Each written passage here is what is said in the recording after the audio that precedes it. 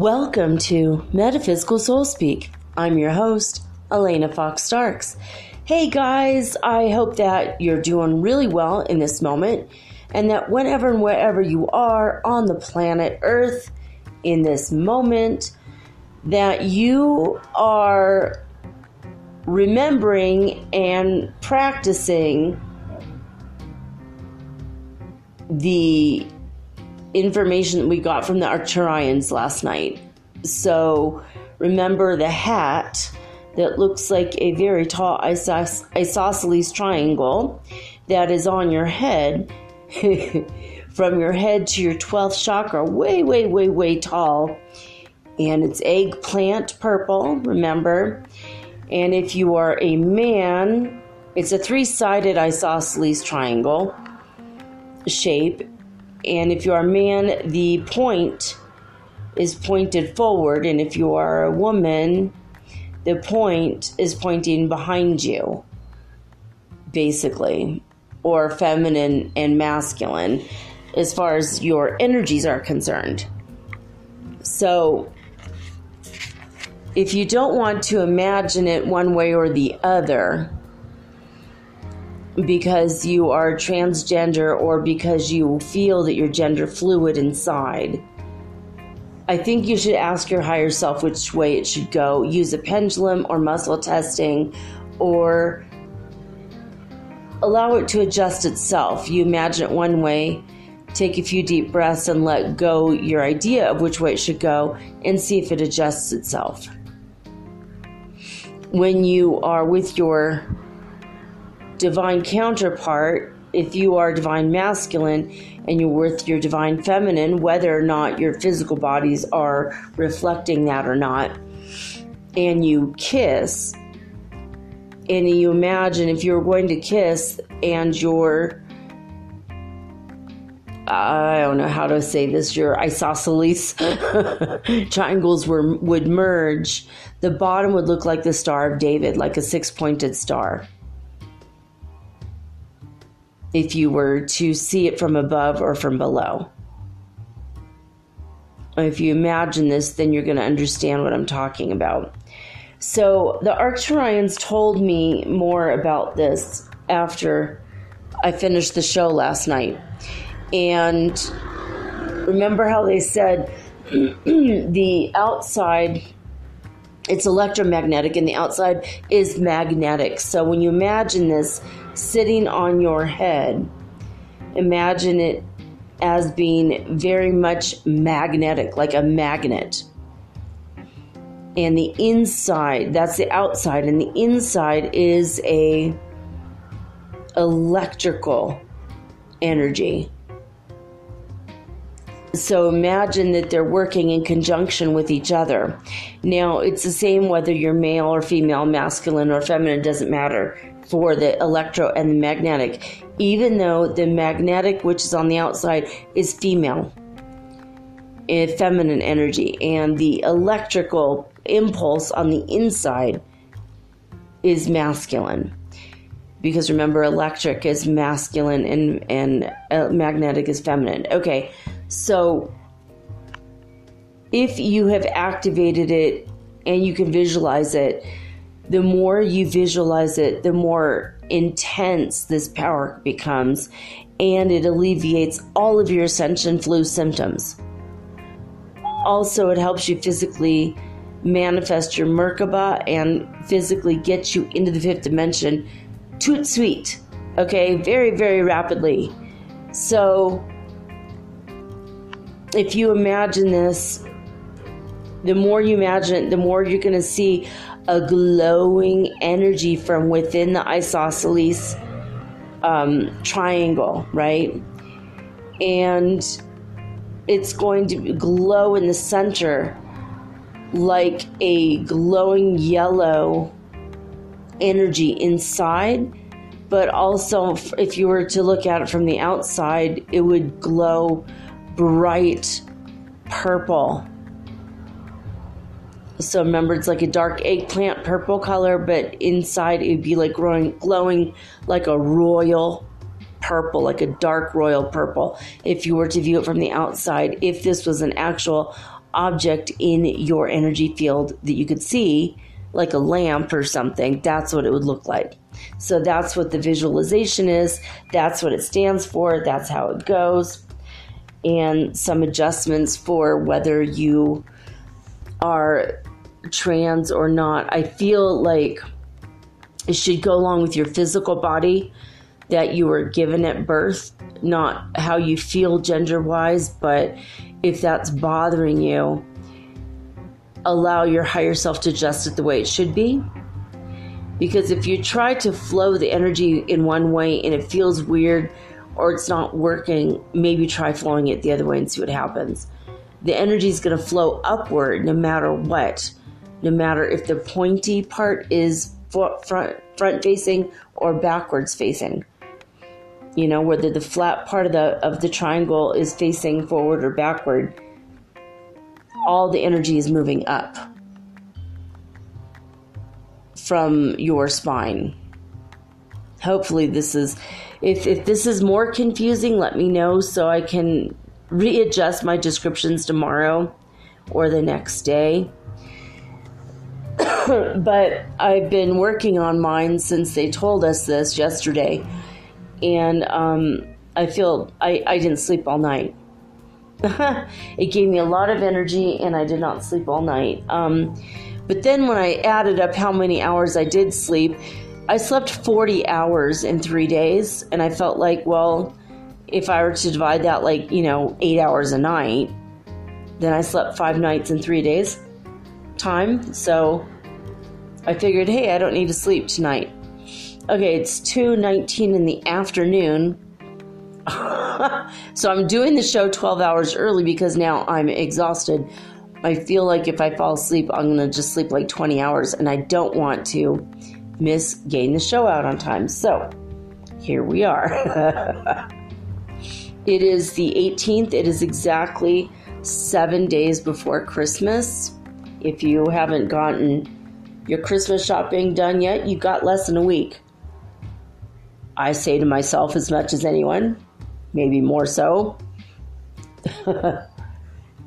I'm feeling physically better, even though I'm very tired right now. I'm feeling better.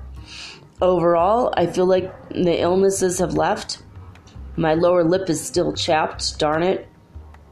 And still having anomalies with cell phone batteries, but overall, everything's doing pretty good. Let's see, I wanted to tell you guys something really freaky that happened. I wrote down notes. I'm going to tell you guys most of this here. Okay, where are we? Okay, so earlier, about an hour ago, okay, first of all, I'm going to tell you about I'll do a sky report for Ecuador. Beautiful, beautiful, pale baby blue sky.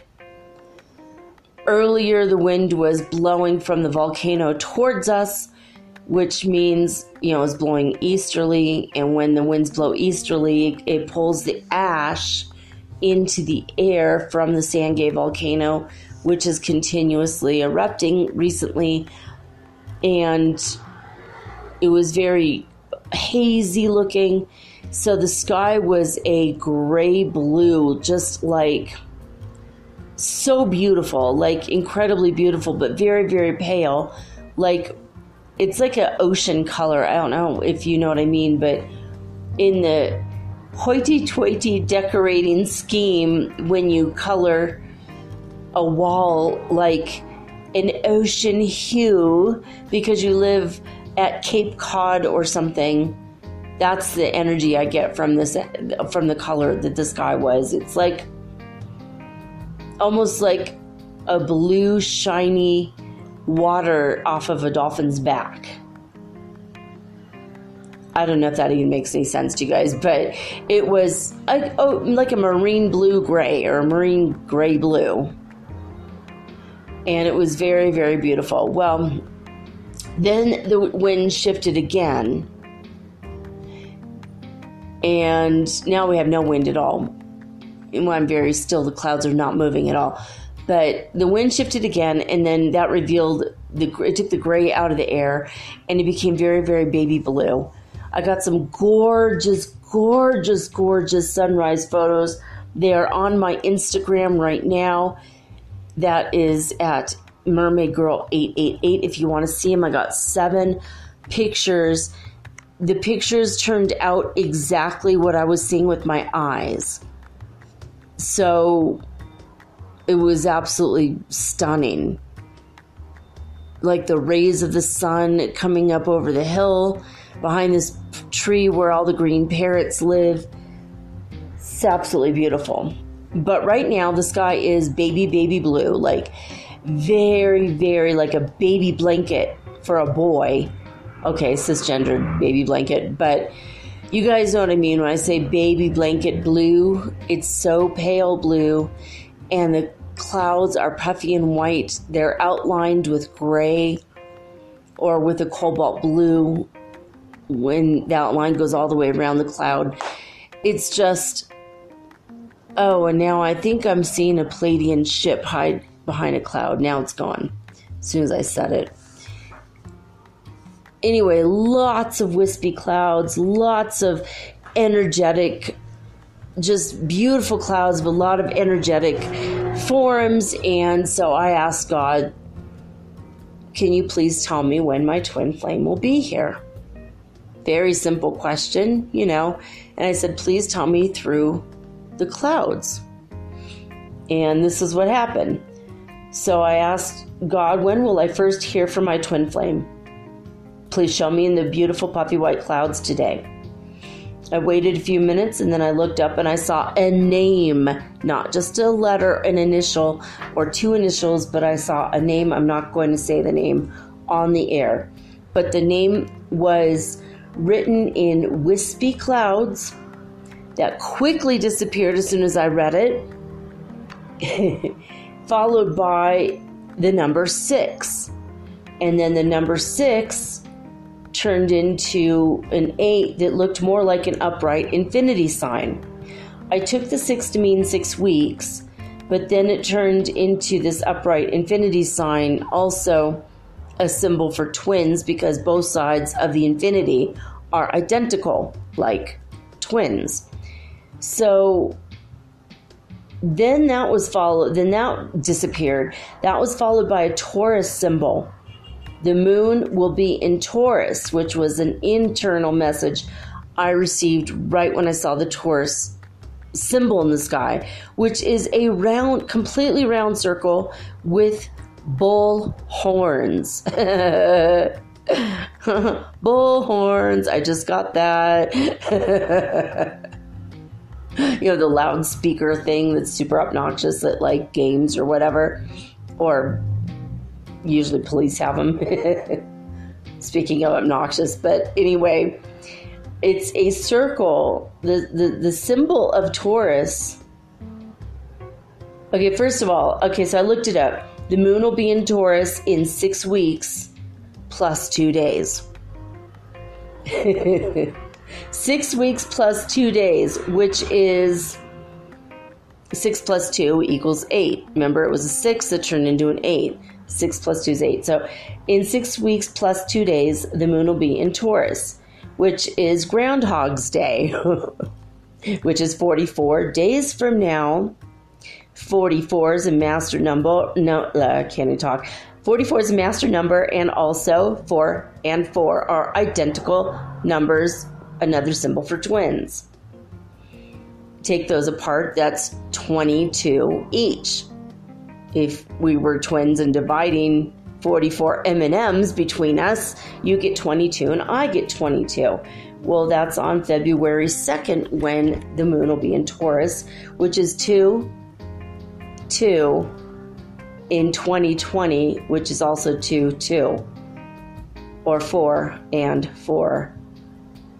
Okay, it gets trippier because the Taurus symbol is a circle with the bull horns. The circle is a symbol of life and love everlasting, like a wedding ring, right?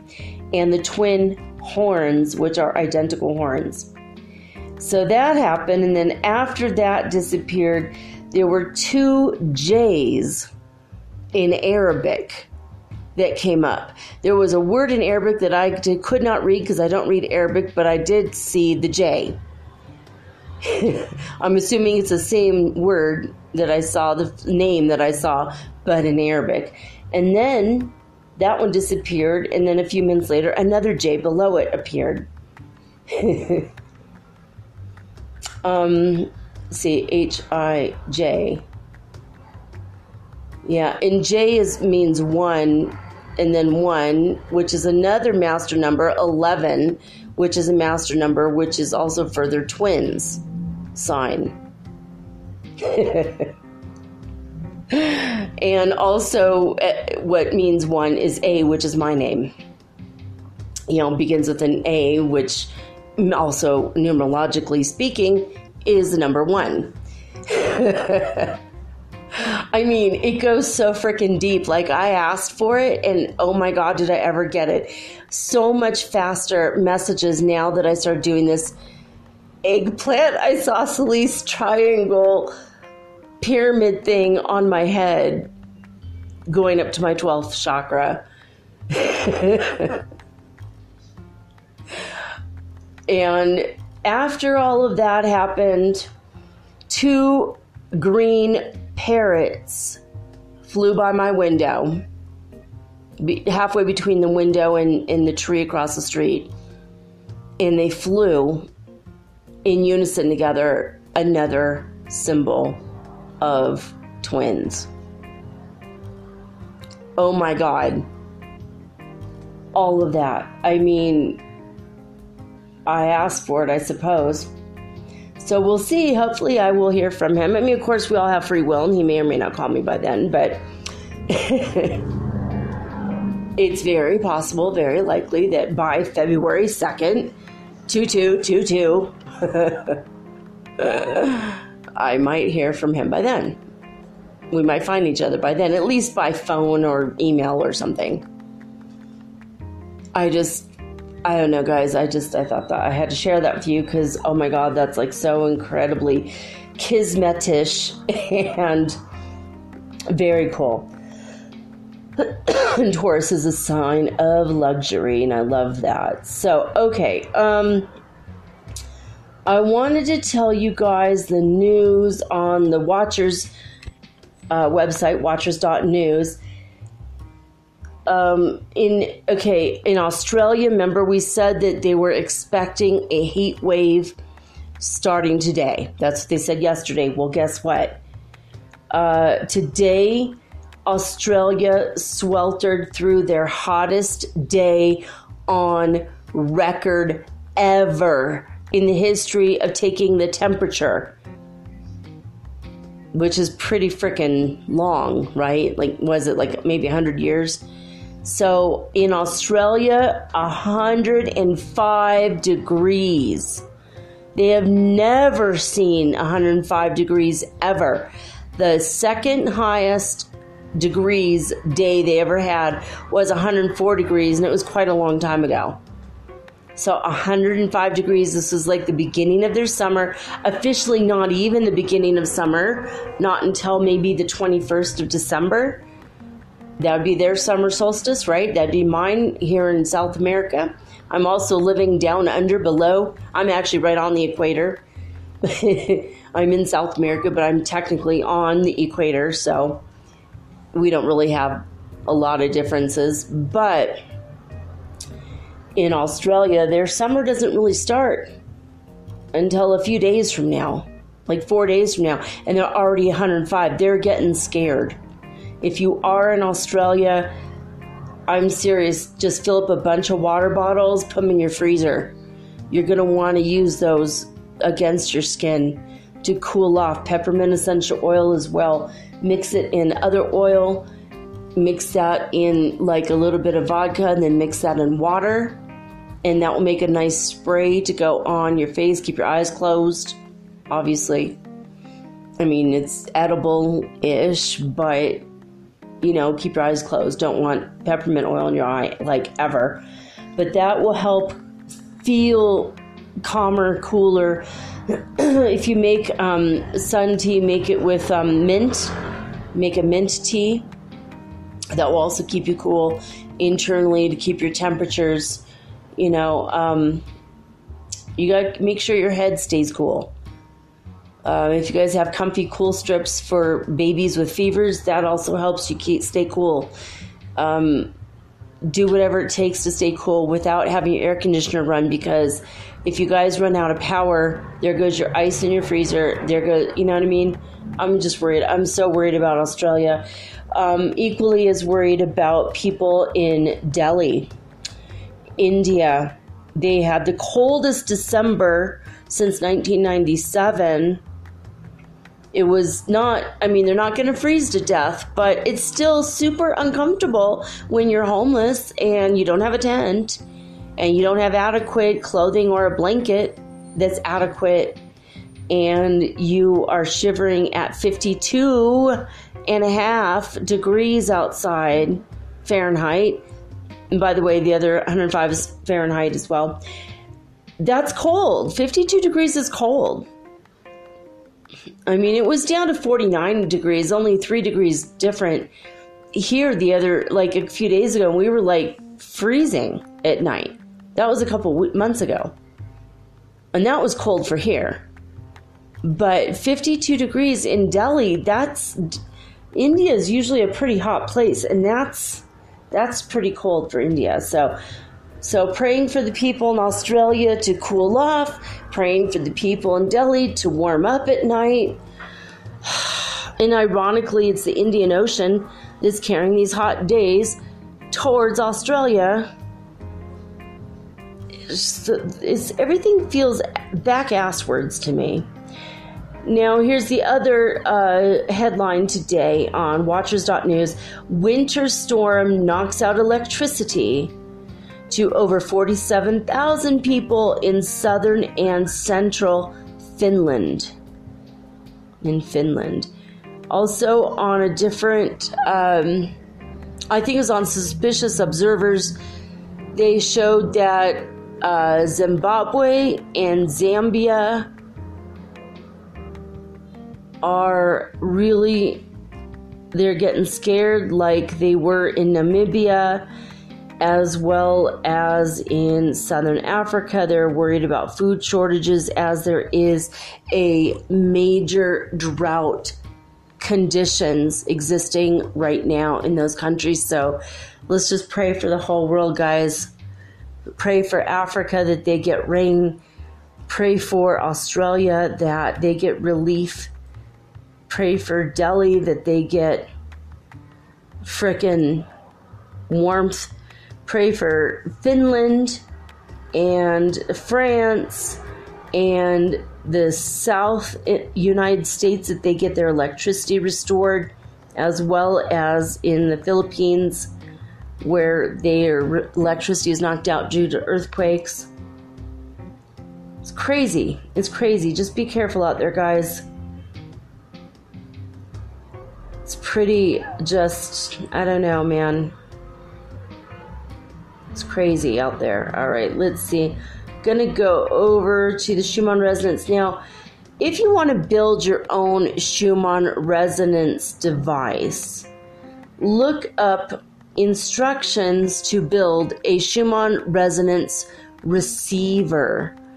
A lot of people have been confused by this disclosurenews.it. Everyone that has a spiritual channel on YouTube, they all turn to this one as if it's the end-all be-all Schumann resonance of the whole frickin' world, and it is not.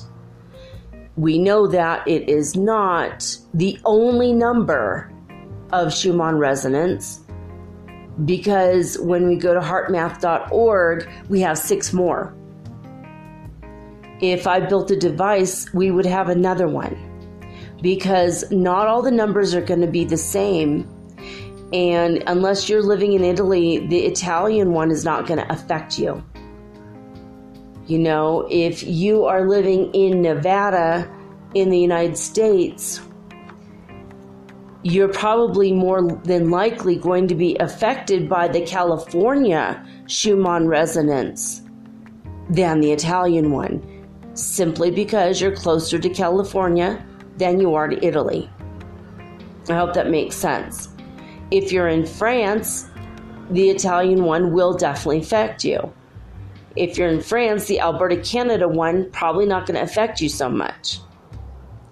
If you're in any part of Africa, continent of Africa, the Hulului, South Africa, one Schumann resonance will affect you more than the Schumann resonance in Saudi Arabia.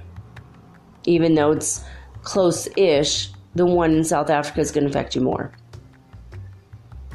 So if you're getting all kinds of ascension flu symptoms and your body is not feeling healthy, even though you don't have a fever, and you're having mental problems because you can't remember stuff, and then the Schumann resonance says calm, don't try to justify it by saying, well, I feel calm inside, but I'm having these symptoms.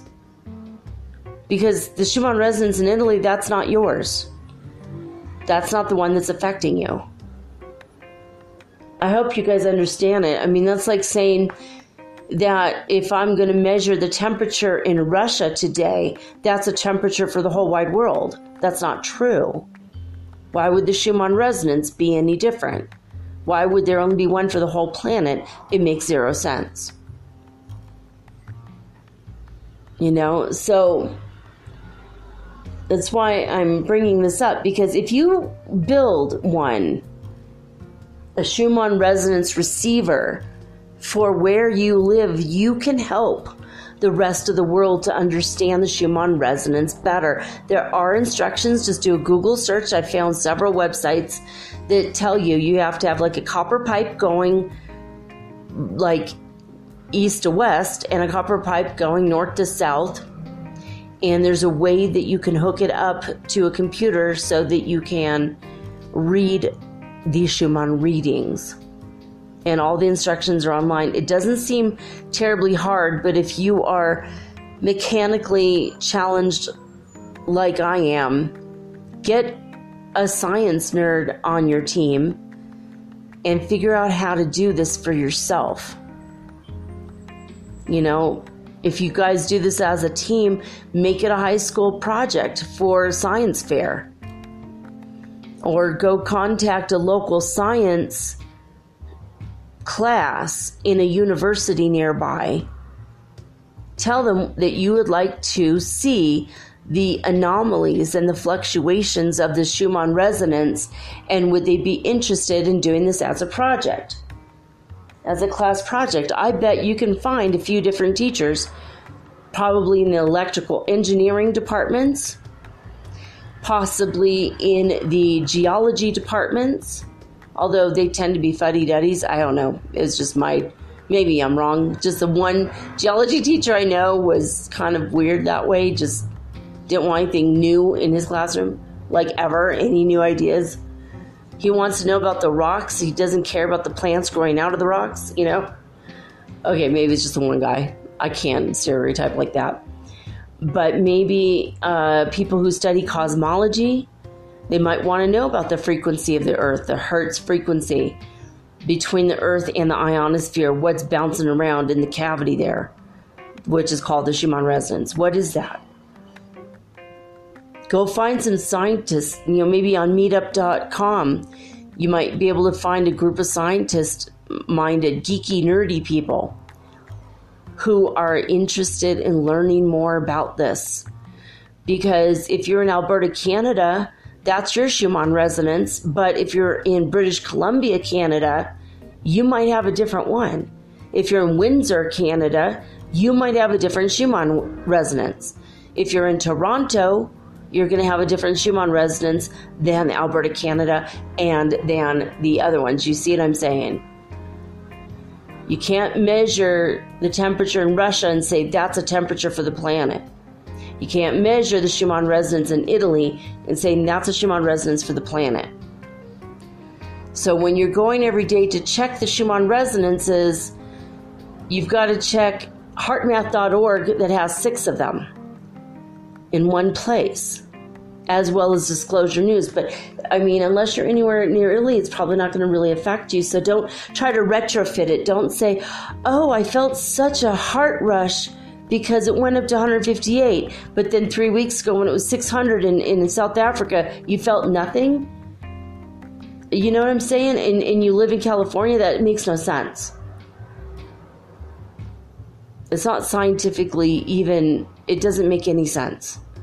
So I know that I don't have enough energy readings in South America for me to even understand how the Schumann resonance is officially affecting me. I can't even scientifically say, beyond a shadow of a doubt, when it hit 158, did I feel it? I don't think I did.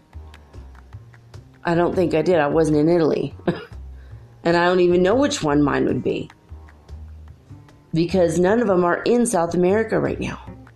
So I'm encouraging you, no matter where you are, whether you're in Arizona or in Helsinki, I want to know what your Schumann resonance is where you are. I don't know. This is my call to action. It's only going to take you 2 or 3 days tops to get this together. Maybe even an afternoon. Get your geeky, sciencey, nerdy friends out there and get them interested in figuring out what we're going to do. Maybe you have an extra laptop or an extra iPad or something, maybe even an extra cell phone where you can receive the signals and you can read them and maybe put them on the internet somehow. You know, find your computer science nerd friends. Try to get them in on it. You know, go find a meetup group where they're going to go, wow, this is really interesting. This is really freaking weird. Check this out. You know, they're saying the Schumann resonance is calm and it's 10, but over here we're at 75. Over here we're at 320. What the hell? You know what I mean? That's what I want to know. That is, with the Schumann resonance, we don't have enough data. We don't have enough interest in people making the receivers because they assume that what's going on in Italy is true for the whole planet. And it doesn't make good sense from a scientific standpoint. And I know that my show is usually not terribly scientific, but there are parts of my show that are scientific, okay? Because the science is what's backing up what we are feeling physically in our bodies. You know, the shock wave from an electrical or electromagnetic impulse came from the center of the universe, from a supernova, a star that went supernova. We have the science that hit Earth. We also have the physical feelings in our body when we're sensitive to energy. So we have the science backing up what we're feeling physically. We've got the solar winds pulsating the Earth. We've got that scientifically backing us up. We have on scientific record the data of the crystals in the Earth. The Earth sent out its own impulse, electrical impulse, back towards the sun recently. We have that scientific data. And we know that the day that happened, we felt heady, we felt weird, we had headaches, or we felt dizzy or mentally unclear. You see what I'm saying? If you keep a journal of your signs, of your symptoms, and you keep the journal, that even though your symptoms might not feel scientific, but if you write down your symptoms and then you see all the other crap going on in the universe and the planet and the sun, the solar minimum, the cosmic radiation coming in, and then the Schumann resonance, now we get to put together a bar graph or data somehow. Scientifically, we could put it together. And we're going to go, wow, here's the evidence. Humanity is shifting, moving, raising our vibration. And oh my God, this is scientifically significant. For the ones waking up next year who haven't begun to wake up yet, they're going to say, where's the science backing this up? That makes no sense. I think I'm just going crazy. Maybe I need to take 2 aspirin and, a shot of whiskey, and I'll call you in the morning. They're not going to believe us at first. The way we didn't believe it at first. We thought, oh, the people saying that, they're just crazy yahoos. But let's just, for shits and giggles, let's watch the YouTube channels and see what else they got to say today. And then after a while, it started to make sense for us, right? That's how it happened for me. And I was a believer in the cosmic shifts way back in the day. When I first got an email when the internet was brand new, my first email was shifthappens@earthlink.com. It's not my email now, but that was my very first email ever. shifthappens@earthlink.com. You know, I knew this back in the day in 1987 for the harmonic convergence when I was praying for this day to come. I was meditating that this day would come. The heaven on earth moment would come. But then when it started, when I started shifting by leaps and bounds 3 years ago when I was in Peru, I was like, dude, this makes no frickin' sense. I feel weird and I don't know why.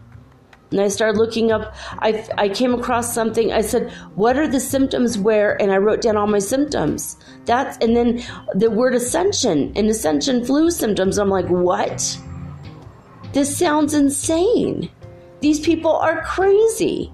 One guy, I told him, you think you're talking to Michael Sherahan of Ashtar Command and the Pleiadian Light Forces? Honey, I think you're schizophrenic. Please, I'm going to pray for you. Please go to a doctor. Take your medicine. This makes no sense.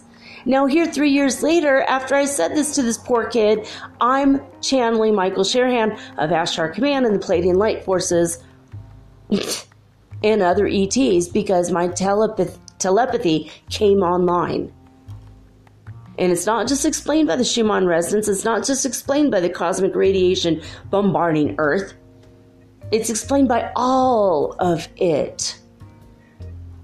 The more I raise in vibration, the more I have a greater understanding of it. I don't have a clear understanding of it as of yet, but it's getting better. And I'm hoping I'm getting through. To those of you who are sciencey, you're going to hear it and you're going to go, oh my God, she's right. We need to get this done now. Because next year when hundreds of thousands of people are seeking and hundreds of thousands of people, maybe millions, maybe 500,000, maybe 750,000 people, maybe 800,000 people are going to go, what the hell is going on? We need real, clear, scientifically cut and dry proofs because the people who are still asleep are those skeptics right now. They think we're all nuts. But when it happens for them, they're going to go, oh my God. It's not even on Gaia yet. Hardly. There's only a couple people that are kind of touching barely upon this. This has not reached the mainstream spiritual community yet. I'm cutting edge the stuff I'm saying right now. Right now, the mainstream spiritual people don't want to touch it. They're acting like we're all out of our frickin' minds. Even if they secretly know it's real, they're scared to say it. But when we have the science backing us up, we're going to be vindicated. Not that we need to be, but it's going to help a lot more of the unawakened ones right now. When they waken up, they're going to waken up. Waking up. When they wake up, there it is. They're going to go, oh my God, look at all the scientific data that we missed and all these people put it together for us. Oh, wow. It's not like we're going to hand them a collated report, but practically so. When you start connecting the dots with what's scientifically happening to the planet, that NASA and NOAA and the Space Weather Agency and all the alerts are coming. When cosmic radiation hits the planet and there's 24 tornadoes strike up that day, and the weather anomalies and power outages and all the crazy crap that's happening, and then we put that together with and by the way, we have these 13 symptoms on that day as well. Not just me, not just her, not just those two people over there, but thousands of people around the world had the same symptoms on that day. I don't know. That's just my 2 cents worth, and that's like too long. All right. So the disclosurenews.it from Italy They have only one report, the 1700 report. They say technically we had an event that stands out, as often happens lately, on the 17th of the month, a peak at power 17 on December 17th at 1900 UTC, which corresponds to today's 2 a.m. on the chart. So for the rest of the day, still calm. So that was it. So 17 at 1900 hours on the 17th, basically, is what they're saying that they got. Not terribly much, you know. The bottom rung of the fifth dimension starts at 40 hertz frequency. But hey, I don't know why. In some places it's super low. I honestly, I want to know. See, that's what I'm saying. We need a bigger picture, right? So in California, on the other side of the globe, meanwhile, on the other side of the world, at midnight, California time, they had 13 hertz frequency, not very much again. And by 5 a.m., they went down to 0. Hofuf, Saudi Arabia, has been 0 all the way across for many weeks now. Now, Lithuania started off at 101 hertz frequency at midnight. By 5 a.m., they went up to 103 hertz frequency. Alberta, Canada, where they started off at midnight at 89 hertz frequency on the Schumann resonance scale, 89, and they went down to 74 at 5 a.m. In Northland, New Zealand, they were at 48 hertz frequency at midnight, but by 5 a.m., they went also down to 0. So that's three areas went down to 0. We have a solar minimum where there's no magnetic protection from the sun. Our magnetosphere is absolutely cracked. We have no protection. And here the Schumann resonance is down to 0 in 3 places. I'm thinking there's some kind of a connection, right? So Hulului is at 186 hertz frequency at midnight, and they went up to 189 by 5 a.m. So enough for the science talk and the science diatribe and the science venting talk. I'm hoping I can call you guys to action because I want to know. I will report your website on the air if you have a website. If you want to write me every day with your Schumann resonance frequency news from where you are, I will report it every single day. So you're not going to just do it for yourself. You're going to do this for the world because eventually everyone will listen to the show. The newly awakened ones will start to listen to the show. God showed it to me. By next year, this time, we're going to have hundreds of thousands of people listening to the show every single day, tuning in to know what was the hertz frequency in the top 12 or 20 or 30 places on Earth, whatever we have as a report. I might have to do the top 5 and the bottom 5 out of 100 places, maybe, if enough of you do this. I'm going to try to figure out with my friend Jordan. He's super mechanical and scientific, so I'm going to try and figure it out with him. All right, we're on lesson 190 in A Course in Miracles, acim.org. So this is for the Foundation for Inner Peace, and this is what the main idea for today is. I choose the joy of God instead of pain. I choose the joy of God instead of pain. I choose the joy of God instead of pain. Pain is a wrong perspective when it is experienced in any form. It's a proof of self-deception. It is not a fact at all. There is no form it takes that will not disappear if seen aright. For pain proclaims God cruel. How could it be real in any form? It witnesses to God the Father's hatred of his Son, the sinfulness he sees in him, and his insane desire for revenge and death. Can such projections be attested to? Can they be anything but wholly false? Pain is but witness to the Son's mistakes and what he thinks he is. It is a dream of fierce retaliation for a crime that could not be committed, for attack on what is wholly unassailable. It is a nightmare of abandonment by an eternal love, which could not leave the Son whom it created out of love. So it goes on. If you want to read lesson 190 at acim.org, this will write all of your negative thoughts that create pain in your body and mind and heart and soul, because you are never alone. You are never in pain. It is a lie. It is proof you are deceiving yourself. And even I, sitting here in this moment, I know I'm deceiving myself because I feel pain in my hips. And God loves me 100%, so maybe I should start to unravel that right now. I'm working on it in this moment. Now that I've been made aware of it, that's how I can correct it. So yay! Anyway, this goes on. It's 11 paragraphs. They're very short. It'll take you 10 minutes to read through the whole thing.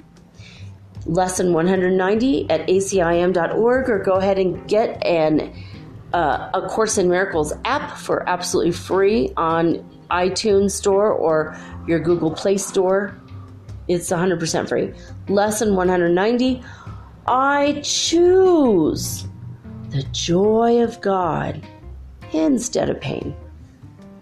All right, guys, I'm going to take a quick break. When I come back, we are going to go over what do the planets mean in astrology. So basically, Astrology 101, what do the planets mean? What do they rule over? What do they lord over? In case you don't know, because I can't tell you right now what they do. And I've studied this stuff a lot. I don't remember a week later. It's just complicated. So I'm going to make the show, and anytime you have questions about it, you could go back and replay it again. And you're going to hear all the explanations again. And you're going to go, oh, right, I forgot that. Cool. Good to know. So in a few moments after these messages, we're going to learn about Astrology 101, starting with the planets. Here we go.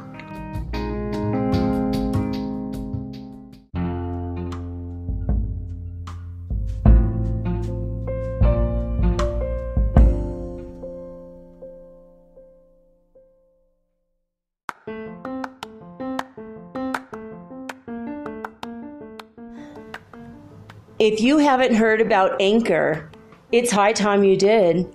It is the absolute easiest way to make a podcast. First of all, it's absolutely free.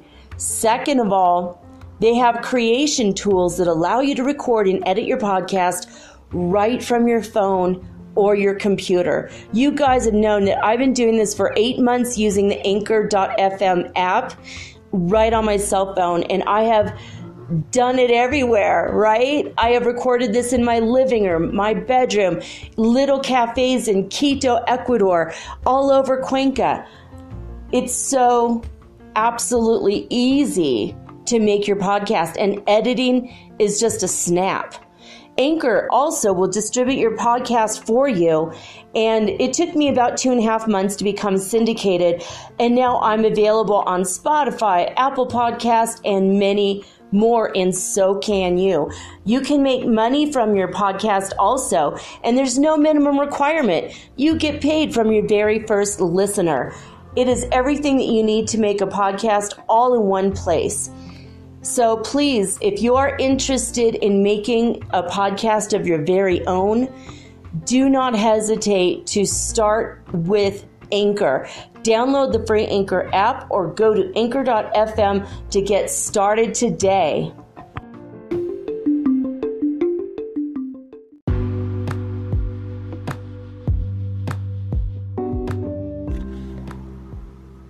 Metaphysical Soul Speak is run on sponsors and listener support. This means listeners like you. If you are so inclined to support my efforts and my little podcast, please visit me at anchor.fm/metaphysical and pledge an amount of your choosing today. Thank you.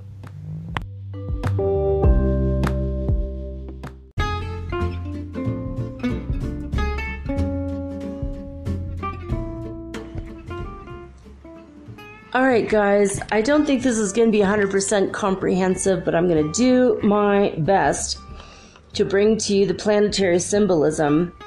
So Wikipedia has some information, as well as astrologyoftheancients.com. They have different information about the same thing. So we're going to go through those two and see if we have time. We'll find another website. So, okay, the planetary symbolism of the sun. First of all, the sun symbol is a circle with a dot in it. And I could tell you what this means. I can't tell you what they all mean, but what that means is the circle is a horizontal plane of existence, and the dot, which is, it's like the yoni in Hindu, which is a symbolism for vagina, and the dot is a symbolism for the phallus, for the lingam in Hindu, and phallus, so like basically penis, right? And so it's a symbol of complete sexuality or union, like yoga, and the circle is representation of God, zero, the fool, right? In the tarot, and the circle is the no thing, because a zero has a value of nothing, but it's also the no thing because God is not incarnate. God is from another dimension, so he is not here. Okay, and then the dot represents a line coming down of energy, and if you took that symbol and you turned it around, you'll see that it's like it looks like a plus sign. If you have to like maybe draw it and then imagine that you took the flat circle with the dot in it and then you turned it 45 degrees. And if you don't know what I mean, you'll figure it out. You just go home and draw it. A lot of you are commuting. Don't try to think too hard on it, but that's just what it means. So it's like a union between God and man. And when you think about the fact that the sun is a portal from the energy of the center of the cosmos and of the higher dimensional realms, and the energy comes right to us, and that energy literally brings us life. It brings the plants into union with the energy of the sun, which creates chlorophyll, which gives plants their means for survival and gives us our minerals and vitamins. Literally, the sun symbol is a yoga. It's a union. That's what yoga means, is union. Okay. So the Roman deity of the sun is Sol, S-O-L. Greek god in the correspondence is Helios. And the ancient Armenian names of the sun are Arev, Areg, Aregak, and RB or RP. I don't read Armenian, which is a different alphabet, but it has it like in, the English way to pronounce it, I suppose. The Hindu god is Surya. The connection to the sun is ancient. The European meaning of the sun is the god of prophecy and solar incarnation, and Helios literally means sun. Now, in Vedic, the meaning of the sun god it's associated with the ego, sense of purpose, vitality. It is the son of Aditi and Kashyap, and Surya means the supreme light. So that's in the correspondence table in Wikipedia.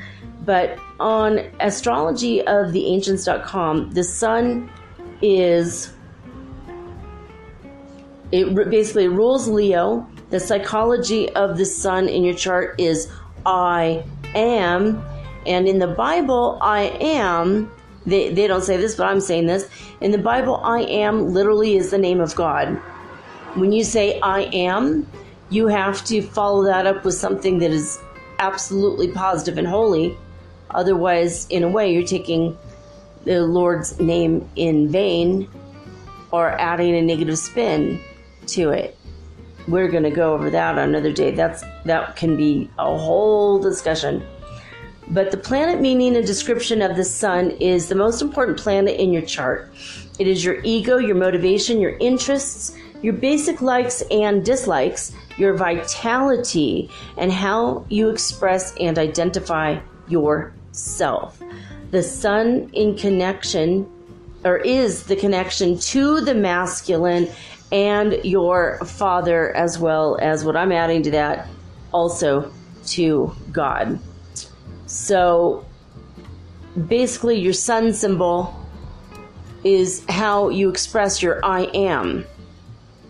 Like my sun symbol obviously is Virgo. So I am, and then you follow that up with what Virgo means, right? So we're not going to go into that because that's just way too much to go into in one day. But we're going to go over more astrology stuff as the next few weeks come. We'll see. Okay, so the next planet that would be in your chart is the moon. And everybody has their moon in a sign. Mine is in Virgo, but just because my sun sign's in Virgo doesn't mean that my moon necessarily had to be in Virgo. It's just, you know, the crazy chart I chose for myself before I was born. Basically just means that I drive myself and others crazy with my Virgo-ness. All right, so moon, the symbol is literally like a crescent moon. And the Roman deity of the moon is the goddess Diana, or also Luna. When I asked the moon herself, what is your preferred name, she said Luna. She likes that. So hey, that's cool. Greek god in association with the moon is Selene, Selene. I love that. That's a good mermaid name. Also, Artemis is associated with the moon. She is also the huntress. She's a hunter. So the ancient Armenian names of the moon are Lucine, Lusin, or it wouldn't be Lusin. I think it'd be, or maybe it is like Lustin, but Lusin. Lucin, maybe. Arsine, or Archine, and Taxcan. Taxcan. Takshan, maybe? I don't know how to pronounce Armenian at all. It's weird because I do have a couple of friends from years ago that were Armenian. Many. I knew a lot of Armenian people, and I never heard them speak Armenian, and I never saw the language written, and I never knew anything about it. Until this very moment, I didn't even know that the letters were different. Very strange. And some of the letters look like Hindu, a little bit. And some of them look a little bit Korean, but I have no idea what any of these letters. Oh, one of them has a Greek O, like a omega symbol, but I don't even know. Anyway, so the Hindu god associated with the moon is Chandra. I used to know a girl, or a woman named Chandra. She was really sweet.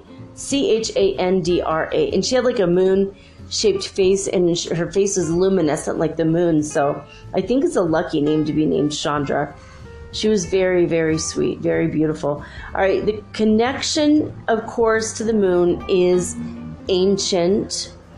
The meaning in Europe of the moon is basically the goddess of hunting and lunar incarnation. And the word or name Selene means moon. The meaning in Vedic, the moon goddess associated with emotions, the mother and motherly instincts, and Chandra means shining. So, okay, it's cool. What I can tell you about the moon, what I personally know about it is your subconscious wishes and desires. It is reflection of your I am. Basically, a reflection of your sun. So what it says on astrologyoftheancients.com is that the moon rules Cancer, and the psychology of the moon is I feel. So if you put that together with where your moon is in your chart, mine, of course, being in Virgo, I feel, and then whatever Virgo means, right? So that could be like a personal statement, right? So, or maybe a personal thing you need to work on, depending on what, it means. So the planetary meaning and description of the moon is it governs your emotional attachments. It represents your intuition, instincts, habits, or your conscious. No, Nancy, this is wrong. It says your conscious mind. It can rule your conscious mind, but from the level of the subconsciousness, because the sun is your conscious mind. Anyway, so I think they got that a little bit wrong there. But it rules what makes you comfortable and secure. It oversees how you express your emotions and share yourself with others, especially when you react without taking time to think things over first. The moon is associated with mother, home and family, your childhood, and also how you like to decorate your home. Yeah, that's totally me. I don't like knickknacks. I'm very Virgo that way. If I have a million knickknacks, I have a million things to clean. I'll never clean them, and it'll irritate me because nothing's clean. And I hate to clean because I'm a clean mind, messy house Virgo. And the other type of Virgo is a clean house, messy mind Virgo. So I don't know. I like the kind of Virgo I am, but I hate knickknacks. So maybe I feel that there should be no knickknacks. No. The moon The moon governs the emotions you try to keep hidden, such as jealousy, anger, fear, blah, blah, blah. Okay. It's also the sensual side of you that shows great joy and pleasure. Yeah, I got really lucky with the Virgo one.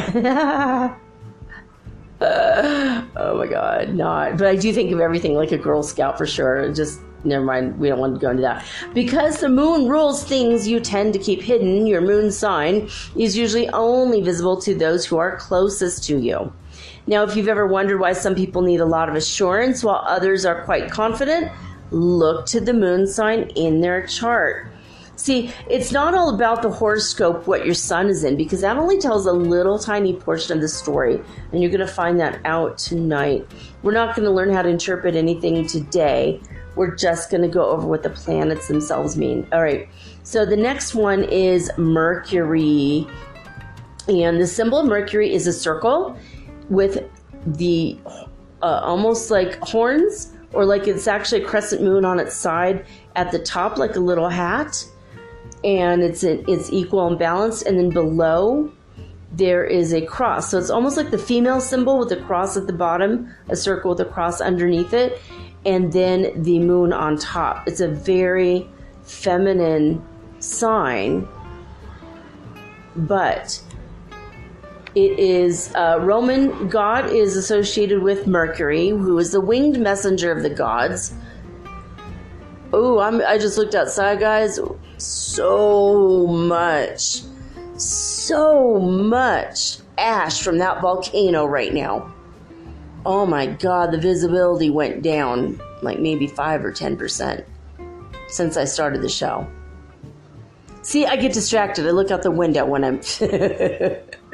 Anyway, okay. So the Roman god is associated with the planet Mercury, is the Roman god Mercury, winged messenger of the gods. He is fleet-footed. He has wings on his ankles, and he's got wings on his laurel wreath that goes around his head, and he can deliver messages lightning quick. People that have Mercury favored in their chart are very intelligent, and so it rules Virgo and it rules Gemini, by the way. Okay, so the Greek god that is associated with is Hermes. Same exact god, just a different name, the Greek name. I'm not going to go over the Armenian names because I can't pronounce them, and it doesn't talk beyond what this is. But anyway, it's associated in Hindu with Buddha, and it is a very ancient symbol. Now, the European meaning is this is the god of the messengers of travel and or commerce.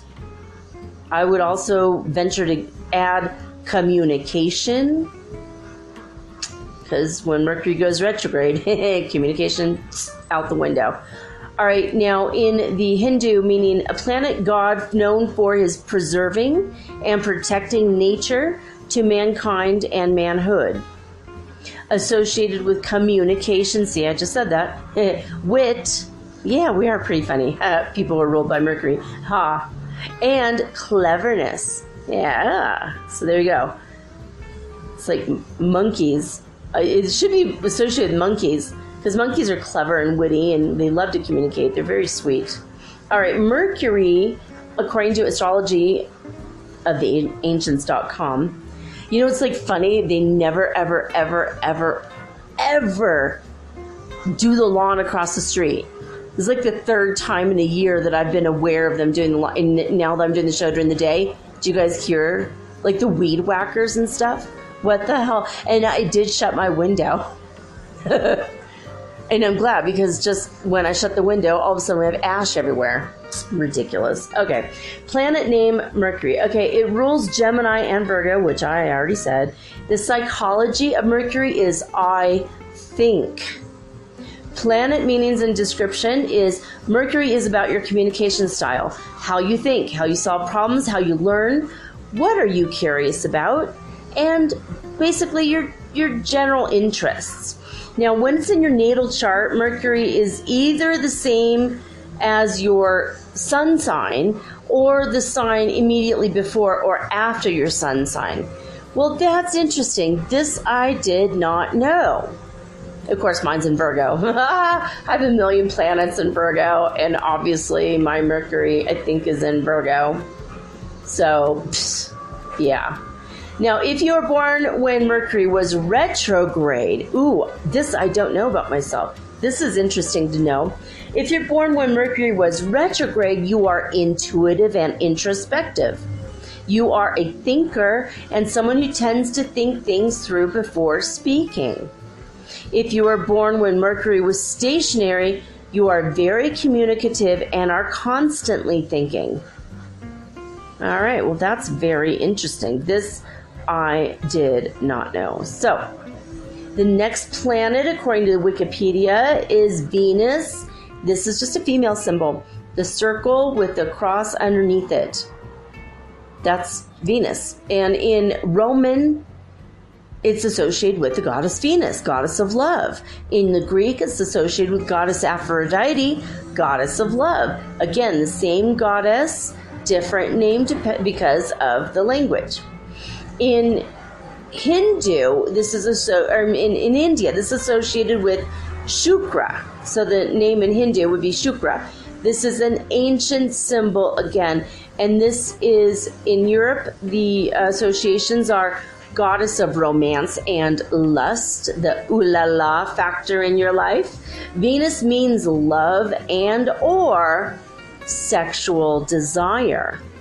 So you could have like the lower realm of Venus Aphrodite, and that would be just the base sexual, let's get it on, Marvin Gaye, the bam bam bam bam bam, or the love, the making love, the higher vibration, where you don't feel it from your base chakra, you feel it, or your sacral chakra, you feel it from your heart chakra. And when you have the combination of the two and you make love with someone, that is the highest expression of that.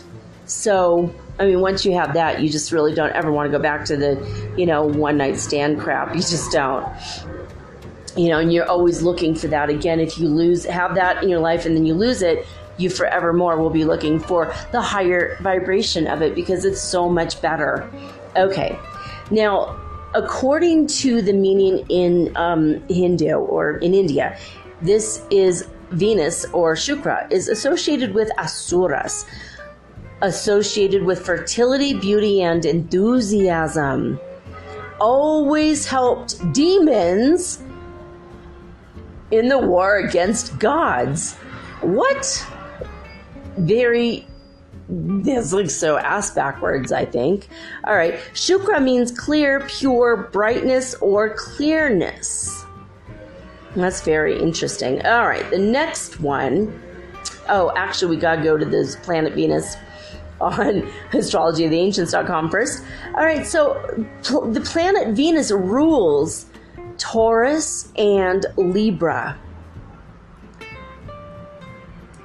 And I love that. My son is a Libra, and he's ruled by the goddess Venus. So he always wants love. He's always looking for harmony and balance in love. I love that. Oh, and by the way, the psychology of Venus is I love. And I could tell you for Libra, it's balance and harmony. I balance, I harmonize. So basically with Libra, Venus in Libra, it's I love balance or I love harmony, for example. So anyway, Venus, the psychology is I love. The planet meaning and description. Venus governs your romantic relationships, who you attract, how you attract them, your social skills, how affectionate you are, what you consider beautiful, what you want in a partner, and how you interact with others. It also oversees money, both spending and receiving and or earning. Venus is a planet of luck, good fortune, but not as much as Jupiter. It is always found in the same sign as your sun or the two signs directly before or after.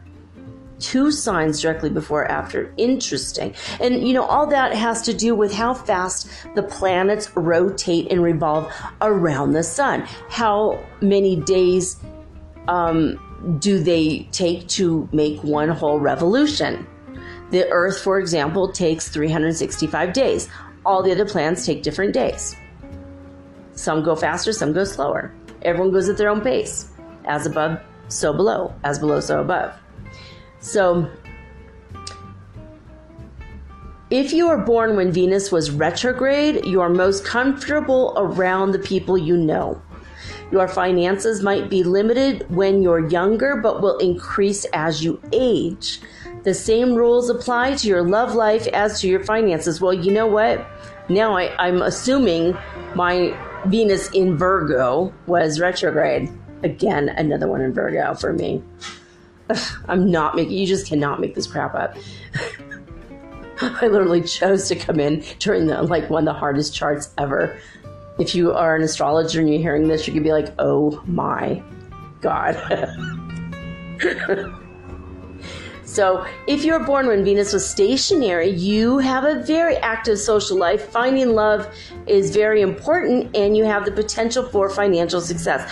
Yeah, I'm thinking my Venus was retrograde. So in later life, I will gain what the younger, the Venus in station. Okay, yeah, it's just that. All right, I'm just not going to go more over that. All right, so Mars is the next one. Mars. Okay, the symbol of Mars literally is the male symbol. Now, why was that book called Men Are From Mars, Women Are From Venus? I'm going to tell you. Probably because maybe he was a little bit lazy and he's just using the female sign and the male sign and putting two and two together. Maybe. Or also Venus of love. Mars is a goddess of war. What do women do? Hold the household together traditionally, raise the kids, blah, blah, blah, heteronormative, cisgendered crap, traditional roles.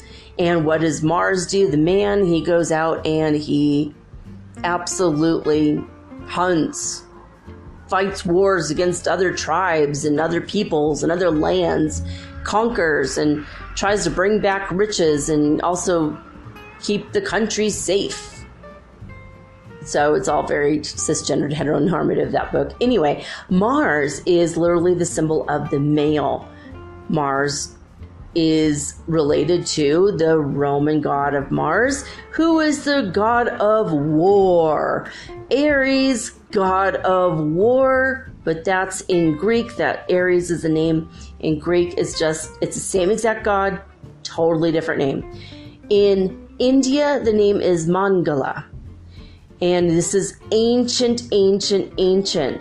And the European meaning is only god of war. Now, according to Indian astrology, Mars is associated, or Mangala is associated with the son of Earth. This planet is associated with unluckiness of brides. Yeah, if your guy's going off warring all the time, I suppose, or wants to fight you. Okay, probably that's not what they mean. Okay, also associated with strength and aggression. Yeah, exactly. Aggression. Like that's Mars. That's war. But it's also powerful, moving through energy. It's very, very powerful energy. Okay. According to astrologyoftheancients.com, Mars rules Aries. Oh, wow. It's like saying the god of war rules the god of war. What else would he rule? But spelled Aries is spelled different. In Greek, it's A-R-E-S. And in this way, it's spelled A-R-I-E-S, but it's pretty much the same thing. All right, the psychology of the god of war and the planet Mars is I act. So if you've got your Mars in a really good sign, like a very active sign, it's going to be like, yeah. So if you have Mars in Capricorn, Capricorn is good with business. I act in business. Boom. Instant success, right? Wow. We just had a massive lightning strike between me and that tree. Now I'm like jumping because I was struck by lightning before.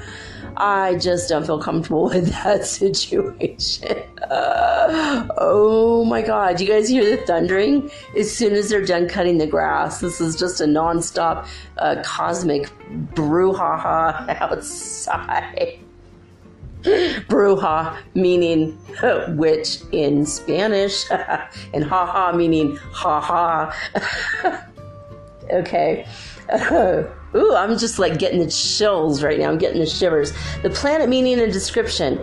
Mars is about your motivation, your initiative, your aggression, your confidence, your inner drive, your physical strength and stamina, what you want to achieve, where you put your energy, how much of a risk taker you are. Mars is what gets you up and going every day. It's how you express your anger. It's also your sex drive and what you desire for and give in a sexual relationship. If Mars was retrograde when you're born, you direct your energy internally and probably like to avoid confrontation. If Mars was stationary when you were born, you're all about that action, going after what you want. That is your main priority. For me, I have Mars in Leo. So maybe I want to be very social. Even though I'm very introverted. And so I do come across as social on my show though, right? So that's where my passion is doing this. Teaching, spiritual teaching, and metaphysics, and philosophy, and all of this that's going to help us to ascend. That's my passion, and that's a good thing that mine is in Leo because it's helping me get my passion across to all of you. So for an example, using myself as an example, all right, the next planet we have is Jupiter. Jupiter. Now, according to Wikipedia, Jupiter, the planet, Okay, first of all, the symbol of Jupiter looks like a stylized and very fancy number 2. And as the bottom line that goes across the horizon on the 2 extends out a little bit extra to the right, there's just a line going up and down perpendicular to it. So it's maybe like a super fancy 4 or a 2 with a line through the tail. You have to look it up. All right. It is associated with Roman god Jupiter. And in Greek, it is associated with Roman god Dias, D-I-A-S. This is a god, this is a new one on me. I had never heard of Dias. Very strange. Now, in India, this is associated with Guru Brihaspati. This is an ancient symbol, and according to the European meaning, leader of the Olympian gods. Jupiter literally means jovial king or father of thunder. God missed his cue. I thought for certain we were going to have thunder when I said that. Okay, yeah. Moving right along. Now, in India, mentor, guru, teacher of the gods. That's Jupiter, the planet, or Brihaspati is a guru. Always helped gods in war against demons. So, of course, working against, the other one.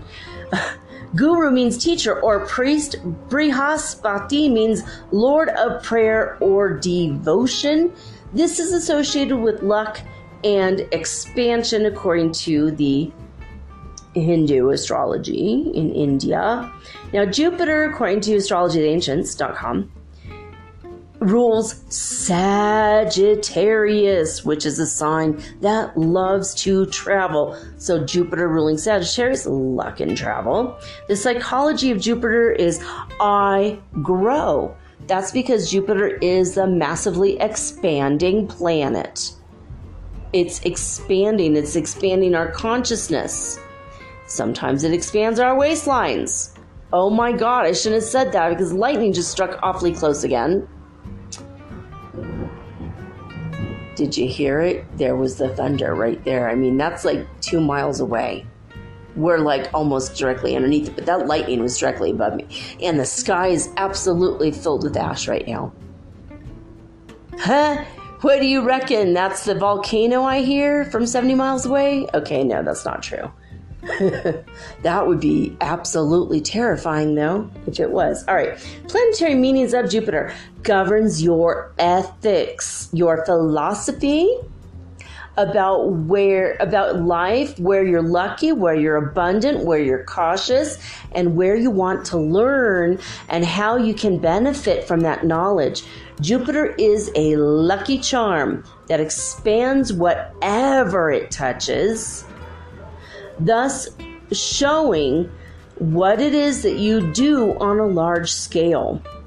It shows where you receive financial benefit and how generous you are with others. Jupiter is about the search for the truth, making it the perfect planet to govern law, religion, philosophy, and education. Now, if Jupiter was retrograde when you were born, you are quite philosophical, but you tend to keep your beliefs to yourself. Oh, well, mine must have been stationary. My whole show is about expanding upon my beliefs, right? If Jupiter was stationary when you're born, you have strong points of view and principles. Yeah, probably. I have changed my points of view over time, though. I'm not 100% stagnant on that. And with age comes wisdom and knowledge. So there we go. Now, the next planet in this is Saturn. And this is a really strange symbol. It's like a normal cross, like not equal arm, but like a normal, like Christian style cross, like a long tail and a short cross across the cross part. Okay, like a baby T. Minuscule T. What else do you call that? What's like the typical word for that?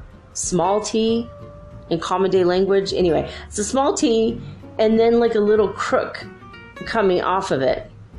It's almost like a horse with a lame foot. Okay, you got to look it up. Okay, it is associated with the Roman god Saturn, and Cronus is the Greek god correspondence. Correspondence is not a word. Okay, and in Hindu, it is associated with the god Shani, Shani. God, okay, now in European meaning, god of agriculture. So Saturn is the god of agriculture, the leader and ruler of the Titans, those giant gods that I think ruled the earth and then I think somehow died in the ocean. We're going to have to look that up because that's a very interesting story that I never learned 100% of it. Okay, now I just saw 2 of these green birds flying back to their tree in unison and harmony together. Another twin flames. It's coming for all of us if we have twins incarnate. My symbols today, it's for everybody. All right, so Saturn means god of seeds, father of the harvest, or father time. Saturn rules time. Interesting. Now, according to Hindu astrology, or in India, god of duty, not duty, but D-U-T-Y, God, like your job or whatever, what you're supposed to be doing. God of duty punishes a person who does not do his or her duty properly. Saturn, Shani. This planet is associated with ambition, status, equitable punishment, wisdom, patience, honor, toughness, but with pessimism, hardships, and fatalism. Saturn is the god of limitation, actually. Doesn't say that here, but I happen to know that. So Saturn, according to astrologyoftheancients.com, rules Capricorn. The psychology of Saturn is I achieve. The planet meaning and description is Saturn describes your ambitions in life, your major life lessons. I have Saturn in Aries. And my biggest marriage was to an Aries. Just thought I'd throw that in. My other one I didn't mention, of course, in Virgo. They're all in Virgo except for Saturn, Aries, Mars, and Leo, and Neptune and Scorpio. And then all my other ones are in Virgo. So if you want to look into my psychology and have a good laugh at my expense. Anyway, so Saturn describes your ambition in life, your major life lessons, and your feelings of inadequacy. Saturn is about restrictions, limitations, boundaries, safety, and practicality. It's about hard work and getting what you deserve. You know what? God is telling me right now it's about the parameters. Saturn is about the limitations and the boundaries and the parameters. He wanted to bring that in from a couple days ago when I channeled him. All right. Saturn is the planet overseeing your career, your business, your wealth.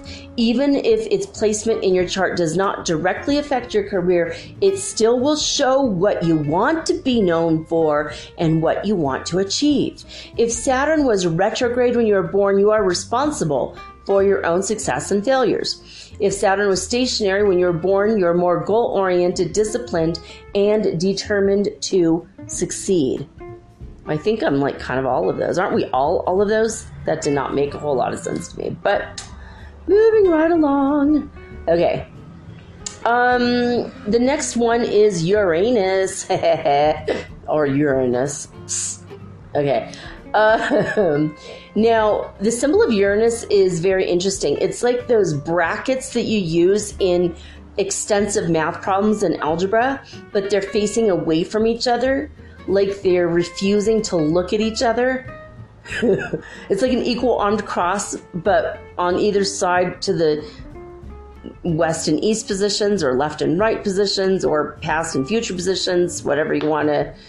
You have to look it up, but I'm not good at describing symbols. It's like an equal armed cross, and at the bottom of it, there's just a little circle, and the right and left sides, it's like a bracket facing away. Ooh, woo, ooh, lightning again.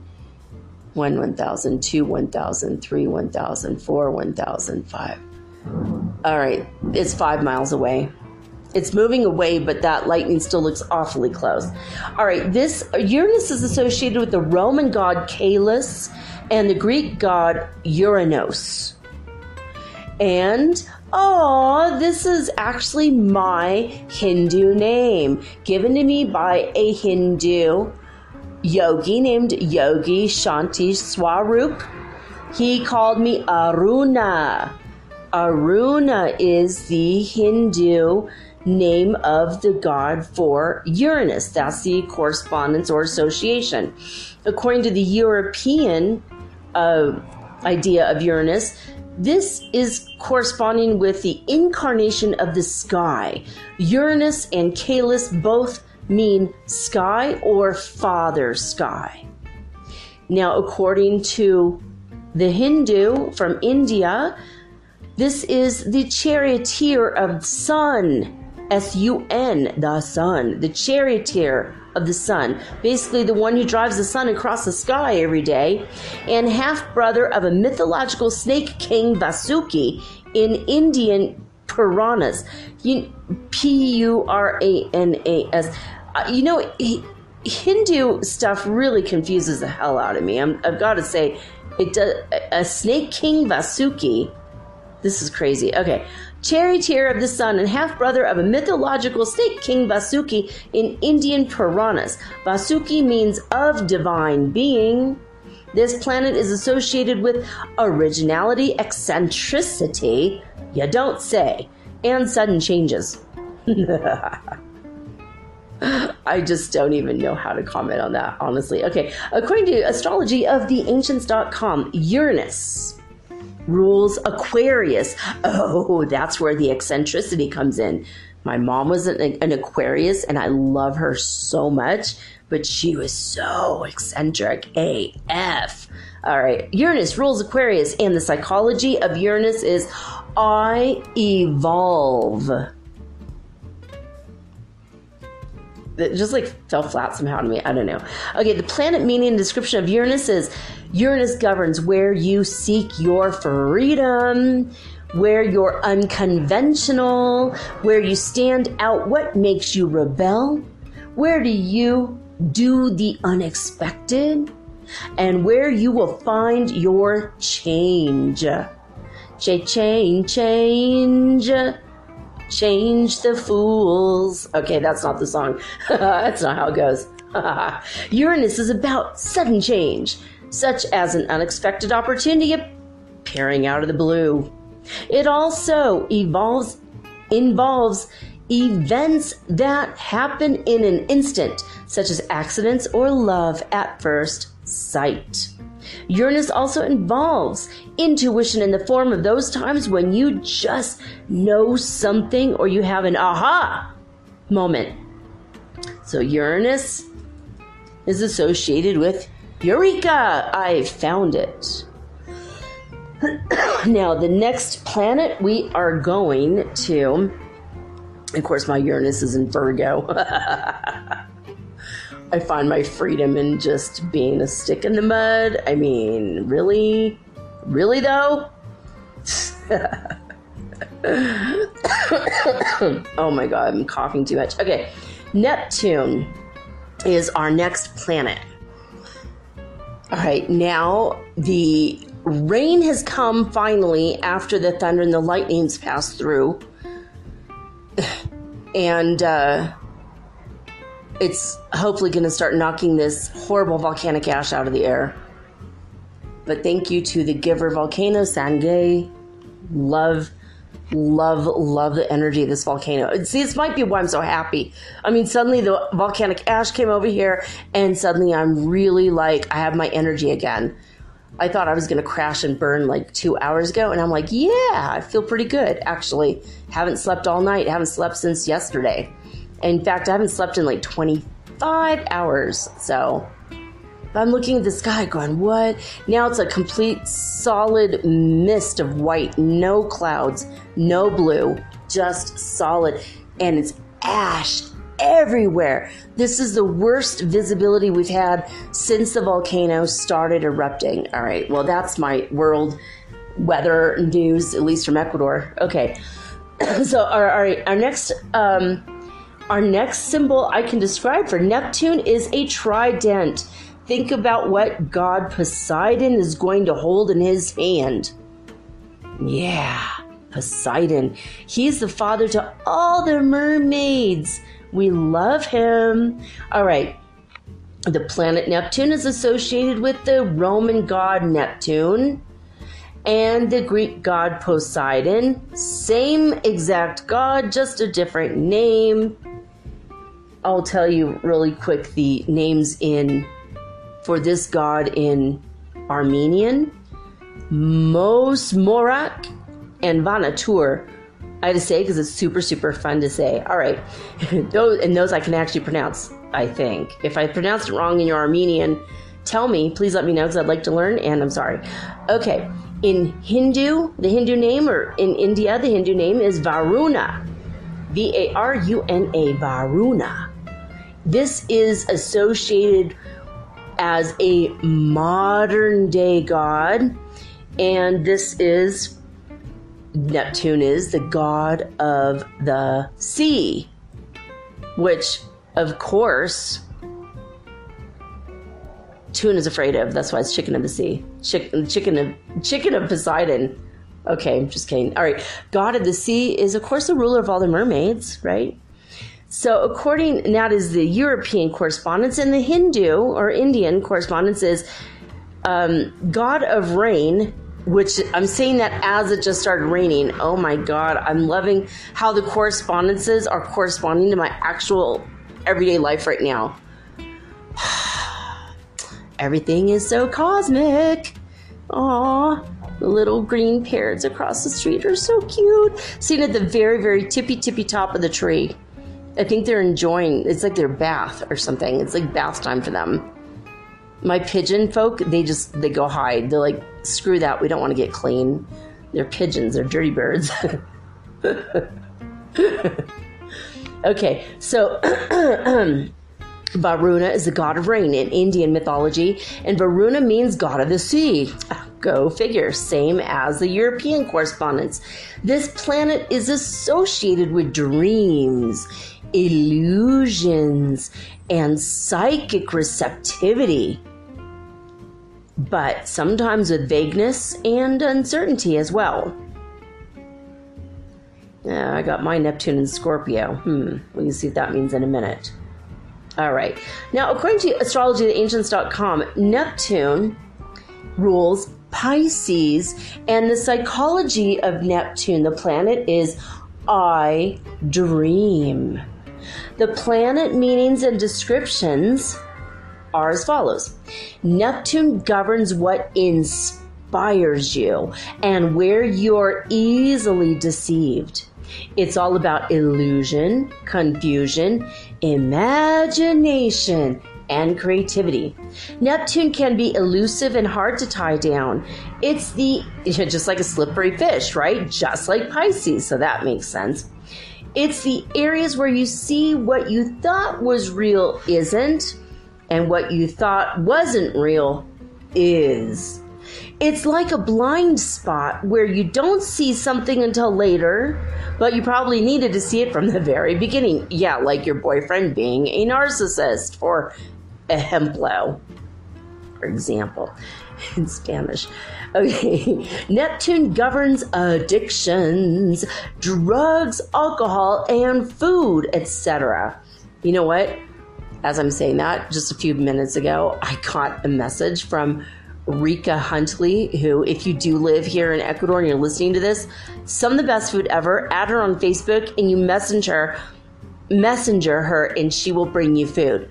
That's how you order from her. And she'll sometimes bring it to you directly in a taxi because she wants to meet you. She's like one of the sweetest people in the world, just came here from the Philippines. Anyway, Neptune governs food, and here I'm having food delivered in the next 20 minutes. Literally fried chicken, or no, baked chicken, but it's in green beans. That's my dinner. No mashed potatoes for me. It's like a potato Nazi. No mashed potatoes for you. All right. Getting back to like the actual show we're doing.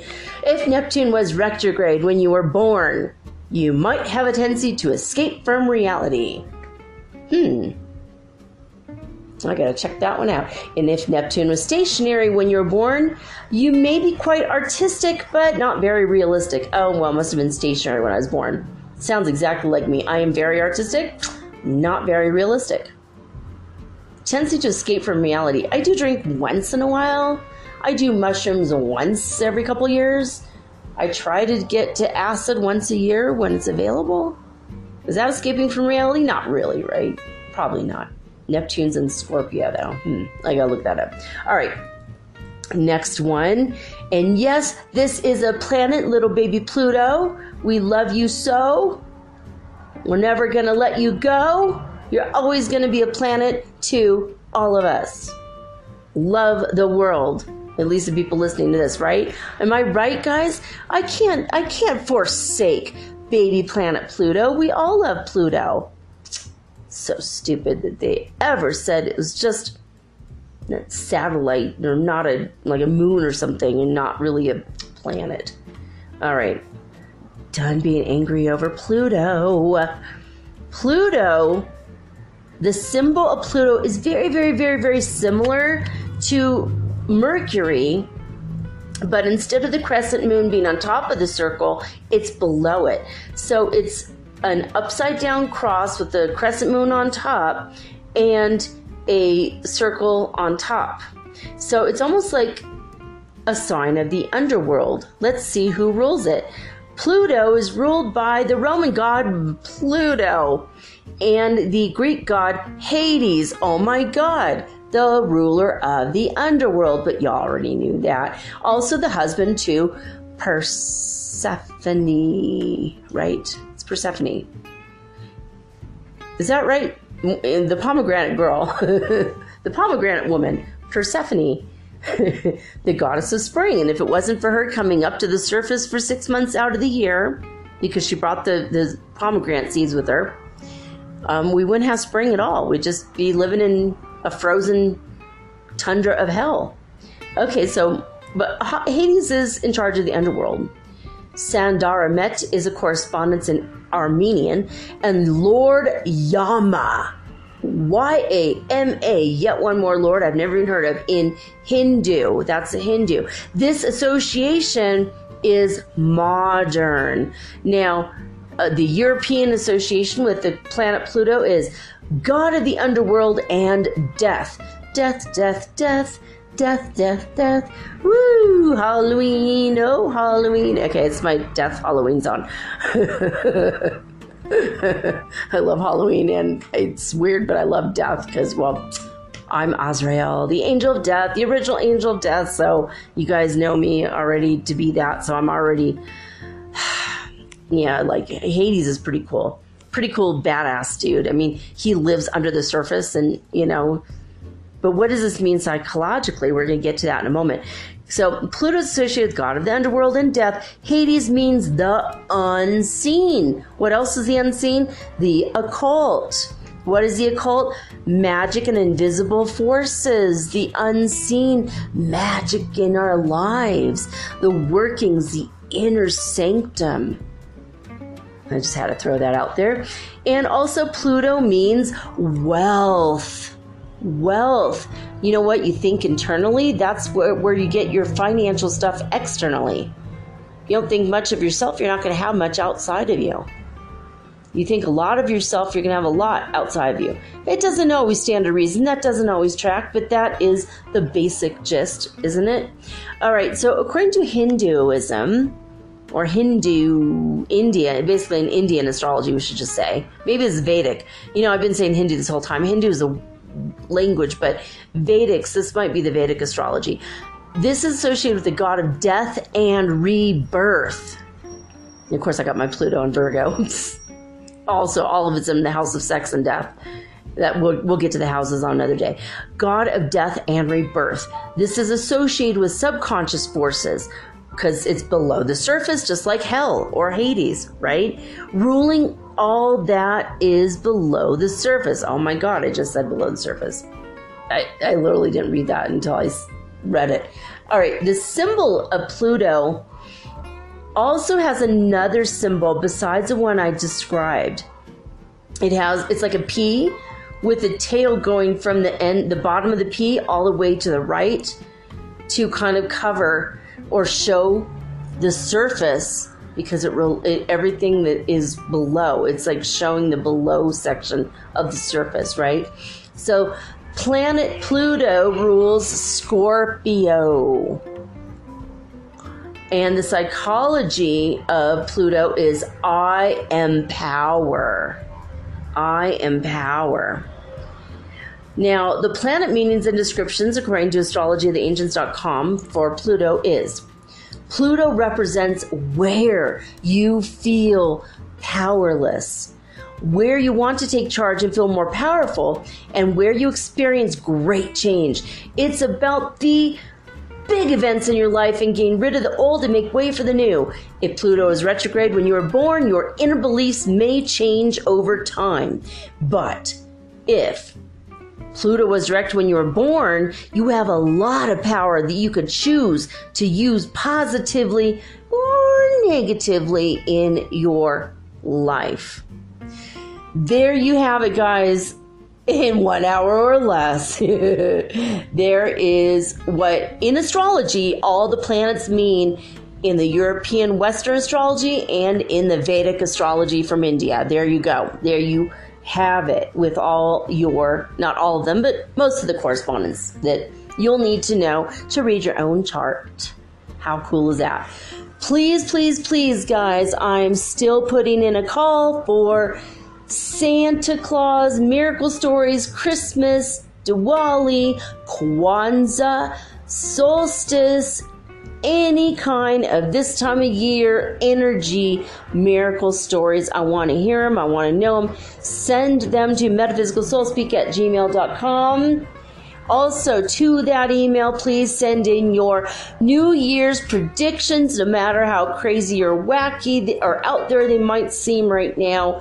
Try to make your best guess, or if you're psychic, let us know how you arrived at the conclusion that you think this event is definitely going to happen in 2020.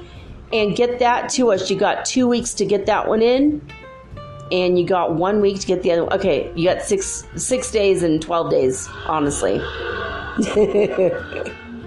All right, that's it, guys. I love you. I'm so grateful to have you here and listening to my unique show. I will be back tomorrow with all unique and original programming, just like always. I love, love, love you guys. Thank you for sharing and subscribing and liking and favoriting and forwarding to all your people that are waking up spiritually. Because a lot of the stuff I talk about, they didn't pay attention to before, but they're gonna now. They're gonna be like, what's an aura again? What is astrology real? What's tarot? And you're gonna go, you know what? I have all the answers for you. Metaphysical Soul Speak, the podcast. Here it is. Anchor.fm/metaphysical. That's it. That's how it's going to be. Hopefully that's how they're going to roll. They're going to learn a lot from my channel. And as always, it's always, always, always, always free and will be forever.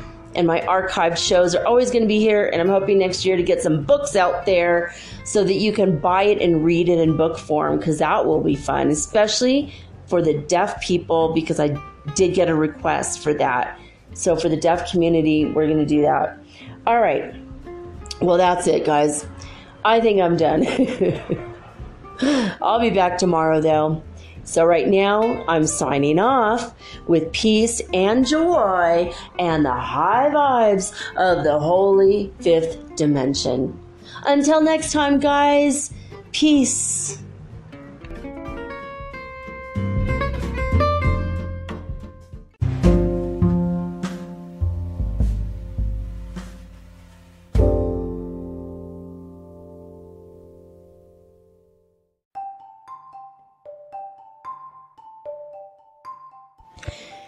Do you ever wish you could look into the next chapter in your book of life and see what's coming next?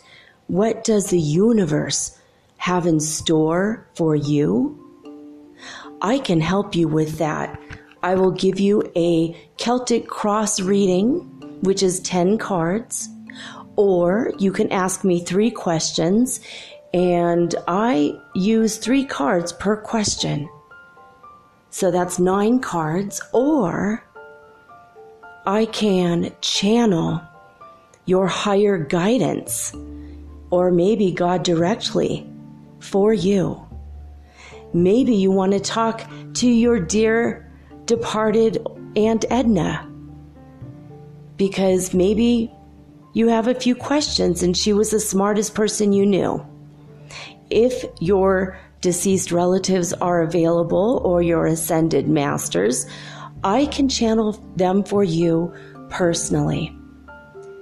Let me have 1 hour to show you the future in your next chapter of your book of life. Readings are $75, and it takes me an hour to an hour and a half to complete. And for this price, you will also be hooked up to the healing grid around the planet for free, which means yours truly, me, I will be giving you Reiki 24 hours a day, 7 days a week for the rest of your life. All you have to do is let me know. metaphysicalsoulspeak@gmail.com, and we will explore your future together.